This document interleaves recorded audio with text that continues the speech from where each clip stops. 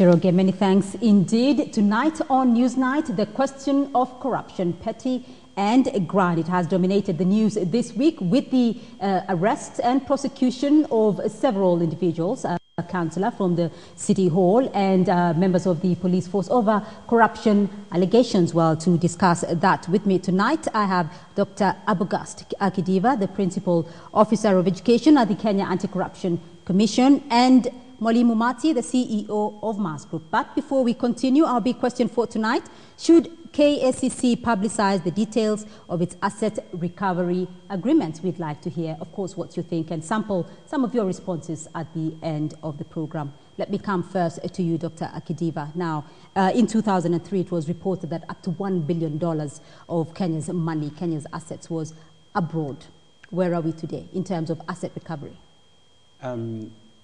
You find that that agenda had impediments, whereby the court system ruled that the Kenya Anti-Corruption Commission could not enter into mutual legal assistance, and we had to go to the Attorney General, who would then undertake on behalf of the Commission.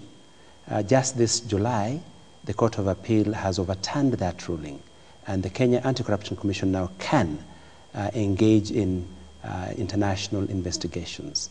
So that is ongoing. Investigations are on, and therefore I cannot divulge what we are doing, but that has been brought back.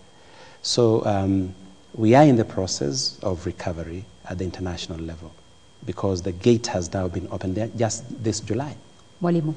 Yeah, I think that was a very significant case, the Court of Appeal ruling, and so we commend KCC for actually pursuing that appeal. But the interesting thing is that the company, First Mercantile, in which they were pursuing here, we also won another case in Geneva also. So I think Kenya is doing better in terms of the legal framework, so they are entitled to mutual legal assistance, or to seek it. I do believe that the destinations for most of these funds are actually interested in cooperation with Kenya. So it's for us to ensure that they do pursue our assets abroad. But the interesting thing you were saying about the $1 billion, 70 billion shillings, that was actually said by the former Minister of Justice, Honorable Kiraitu Murungi. And that was before they'd even published hired Kroll and Associates, who found that it was in the region of $2 to $3 billion. That kind of money could develop Kenya, so it's worth pursuing. And I think, were I in a position of power, that would be my first priority, because that's what you can use to educate people or to provide services for people. And certainly, it should not be left in the hands of the crooks who put it there. Yeah, that's what we're doing. We are pursuing that vigorously. In terms of priorities, though, under the new director, what are the priorities of KCC? We must continue with the things that we've been doing. But what is happening is that now we are enhancing the levels of engagement.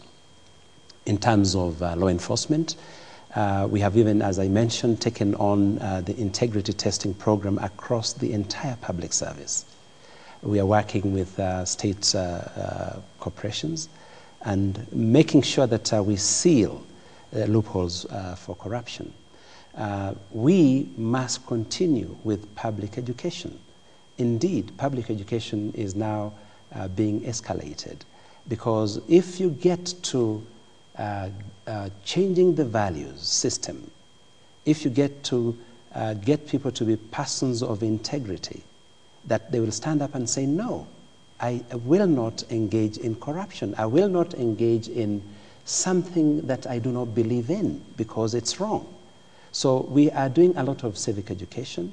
We are doing a lot in terms of training people in terms of community empowerment. Currently, we are training what we call community-based anti-corruption monitors and facilitators. These are drawn from civil society groups, and we are engaging with them. That last batch is finishing tomorrow.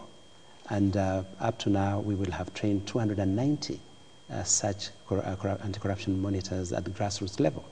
And we are enlisting public support because we believe, we are convicted that without proactive intervention by citizens in this country, we cannot win this war. So that everybody must take it upon himself as an individual, that this is my responsibility. I have no other country apart from Kenya. Mwalimu, when you talked initially about the effectiveness of KSCC, looking back at issues of corruption, maybe going back to 2003 after the NAC government's pledge, what do you think or what do you see as the biggest challenge?